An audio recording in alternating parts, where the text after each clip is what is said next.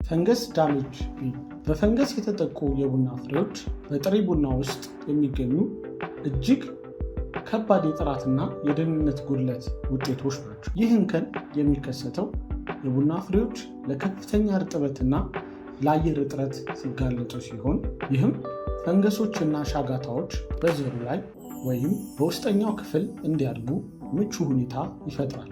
የፈንገስ ጥቃት ብዙውን ጊዜ የሚከሰተው ከምርት በኋላ በማድረቅ በመጋዘን ክምችት ወይም በትራንስፖርት ወቅት ነው። ቡና ለረዥም ጊዜ ሳይደርቅ ከቆየ ወይም የደረቀ ቡና ከፍተኛ እርጥበት ባለው ቦታ ከተቀመጠ የፈንገስ ስፖሮች መራባት ይጀምራል።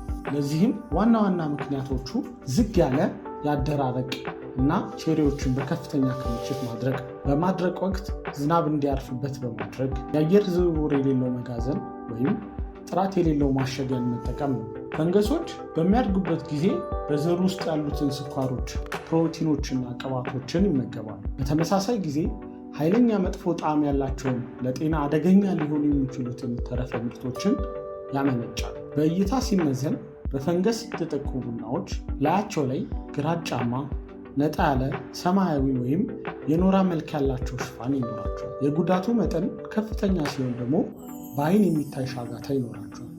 ፍሬው ሲሰነጠቅ ውስጡ የደበዘዘ እንደ ዱቄት የሚፈራርስ ወይም መዋቅሩ የደከመ ሊሆን ይችላል። በኤስሴ የምዘና ስርዓት የፈንገስ ጥቃት የመጀመሪያ ደረጃ ጉድለት ተብሎ ይመደባል። አንድ ፍሬ እንደ አንድ ሙሉ ጉድለት የሚቆጠር ሲሆን በስፔሻሊቲ ደረጃ ቡና ውስጥ አንድም ፍሬ እንዲገኝ ያደርጋል።